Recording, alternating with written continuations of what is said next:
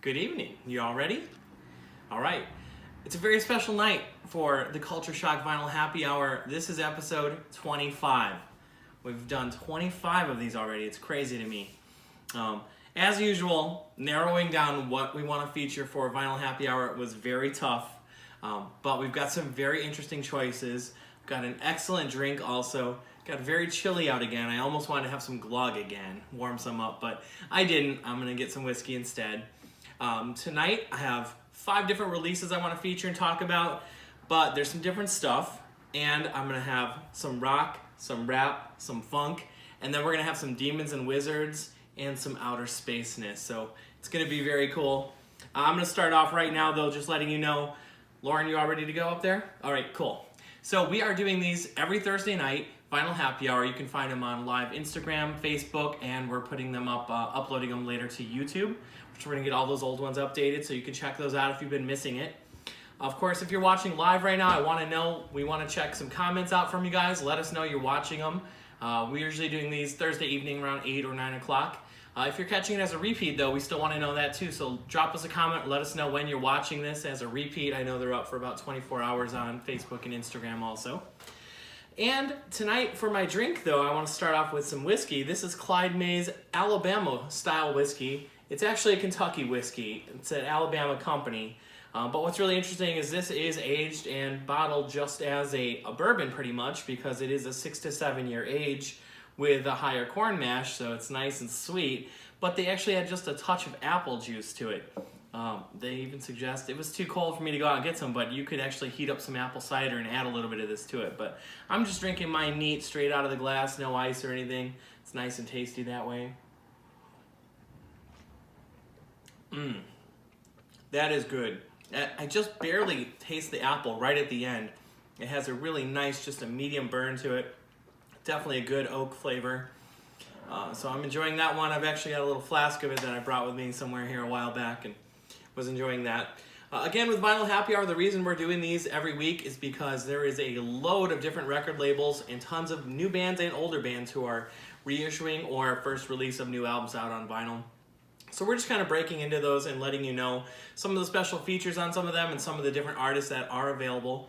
Every Friday there are new releases out. My first pick tonight is Bob Mould. I don't know if you guys know who he is. Hopefully you do.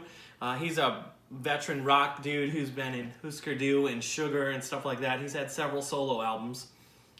He started in very early 80s, maybe even late 70s, I'm not sure. Pretty old. He's getting up there. I think he's 60. But he's got a really fresh sound on this album, the Sunshine Rock. Of course, you were seeing me show it off. This is an indie exclusive version, red and yellow kind of splatter vinyl. I think it's got, printed inner sleeve, and it comes with the download and all that good stuff too. The color of the vinyl goes along right with the photo on the back. This is definitely not as dark as some of his last couple of albums, but it's not truly Sunshine Rock. It's not really super jangly or anything. It's a little more upbeat, but he's still got plenty of that alternative rock and fuzz rock going on. Going back to his early solo stuff, and even with Husker Du and stuff, that was hugely influential to bands like, of course, Nirvana and a lot of those types of bands. So it's cool to see that he is still in the rock scene, still putting out albums. It's a great sounding recording. Really cool they did the indie exclusive color vinyl on that one. That one's dropping tomorrow. The next one is a rap piece. This one is really cool. This is Earl Sweatshirt's new album. I've been waiting for this for a while. Real young, kind of in the hip-hop world. He is in his 20s now, but he started, I think, when he was like 15 or 16. A lot of people know about him doing stuff with Odd Future. He's done stuff also with Frank Ocean and Tyler, the Creator. This is a really kind of experimental hip-hop album, though. The way he flows is like more poetry and motion and stuff like that.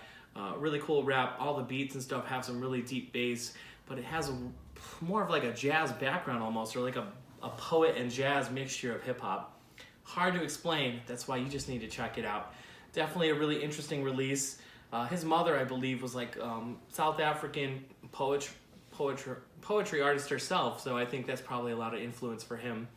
I just read that this is going to be his last release on Columbia Records. He wants to do more experimental stuff, things like that. So get it while you can. Who knows what's going to be next from this guy, but I think it's only his 3rd album now. He had a mixtape, so definitely worth checking out. It does come with a download also if you're into that. That's a record now. I would consider this a holy grail almost if I could find an original. This is a group called Purple Image. I don't know if you've heard of them. A lot of people probably haven't. This is a reissue of some really rare album from, I think, 1968 or 9 out of Cleveland, Ohio. Originals of this are usually $200 or more if you can find them. I have never found one. Luckily, this Light in the Attic group, who puts out a lot of really great reissues and rare items, has reissued this, but it is very limited. There's only 500 copies. And they have this thing called the Obi strip with it. Purple Image was a group out of Cleveland area, late 60s. It's funk rock, it's soul, it's psychedelic, it's Jimi Hendrix driven kind of. It's an 8-piece band, but it's not all just guitar and drum rock. There is some soul stuff, there's even some female vocals with a couple of the tunes. It does come with an insert and some photos of the early group and a really cool story about these guys. They got some radio play from like a local DJ and really helped get their name out there. This was their only album though. They ended up not making anything else. So the originals were on a small, I think, a private press label, very obscure. Luckily there are some labels coming along and picking up some of this rare stuff and putting it out for us to actually find and listen to. I don't even know if this has ever been released on CD. It's possible that it wasn't. There were some other groups, it talks about some other groups that came out, from the African American Society in the late 60s. Most bands from those areas weren't doing rock and roll. In Detroit, there was a couple bands like Black Murda and Death. They did stuff that was more rock and roll or kind of Jimi Hendrix style or Zeppelin style, whatever you want to say. But they had that really cool kind of funk and soul background to their rock. So that's a really awesome one. Glad that it's finally gotten a proper reissue. I want to talk about some Demons and Wizards now. This is not a very expensive album. It's pretty common actually, but it's really a cool one just to know. I like to pull some stuff out of our used section also because every week we are adding used records to the store, not just new releases or reissues. This is a 72 release, I believe, from Uriah Heep. I'm sure you've probably seen the artwork before. This is Roger Dean. He's done tons of designs for Yes and tons of other bands. But obviously it's got this really cool Demons and Wizards scene. It's got the strangest gatefold too, because as it opens up, it actually has a second part of the gatefold, which is where you get the album out and all the lyrics for the music are. This was a Mercury release. It's so common because I was looking it up and I just happened to notice that it sold 6 million copies. That's crazy. Although the looks of this kind of remind me of like sounding different than what you would expect. Kind of like Meatloaf, Bad Out of Hell. You see this kind of crazy artwork and you expect some really crazy heavy metal or something. I suppose in 72, albums like this with songs called Traveler in Time and Rainbow Demon and The Wizard were considered kind of heavy metal at that time. It's still more along the lines of just hard progressive rock or something in the lines of like Deep Purple and Blue Oyster Cult, bands like that. But these guys were pretty influential to a lot of bands. One of the biggest bands to be talking about wizardry and poetry and all this other kind of far out stuff. And they had keyboards in the band, several guitar players. It's a good heavy band. They were a British 70s heavy rock band. So yeah, it's definitely worth picking up and listening to it. Of course, the artwork's awesome. So that's just kind of a random score. My last featurette for the night is a really cool local piece from our boys in Name the Moon. This is not a record. What's really cool is they released the CD in a little 7-inch record jacket, but it comes with all sorts of crazy goodies and inserts inside of it. Hopefully you've been out to see these guys play.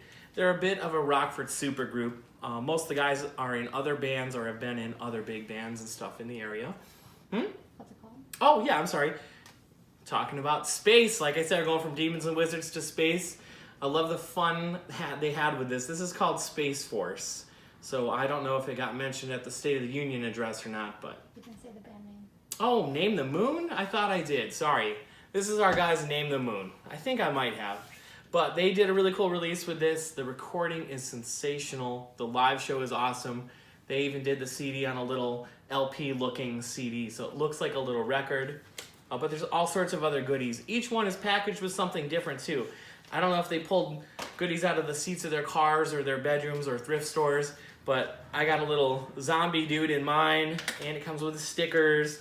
Got Desert Storm trading card from the 90s or something like that. And I'll unfold the poster. To tell you more about these guys, though, it is a 6-piece group. There's organ, there's guitars, dual guitars, and violin. It's like an experimental melodic indie rock with a hint of doom. I love it. I'm gonna play a song. I think the song is called Friend. This is one of my favorite ones. So I'll check this out as I unfold the poster. But please let me know what you've been thinking about our Vinyl Happy Hour videos. And please let me know if you're gonna come pick up the Name the Moon CD. They're at Wired Cafe and Culture Shock. Plus, I'm sure they'll have more shows coming up. And it comes with this amazing poster of Name the Moon. How crazy is that? I also love to see that their official Space Force sponsors are Red Lobster, Portillo's, Little Caesars, KFC, Starbucks, Chili's, and Wired Cafe. We even got a shout out in here. Lots of local bands got shout outs. They did an amazing recording on the album, so I'm really proud of these guys. The sound is great. Of course, the live sound is the best if you can get it. This song in particular, when they're all playing together live, hitting on the violin and the organs, it just hits so hard. So hopefully you can see them, but I'm really happy to be presenting a local album here tonight on our Vinyl Happy Hour. So I'm going to enjoy the rest of my drink and listen to this CD, and then I'm going to listen to some more records later. Again, we are doing these every Thursday night. Please let us know what you think. I'm going to let this play out for a little bit though. Cheers.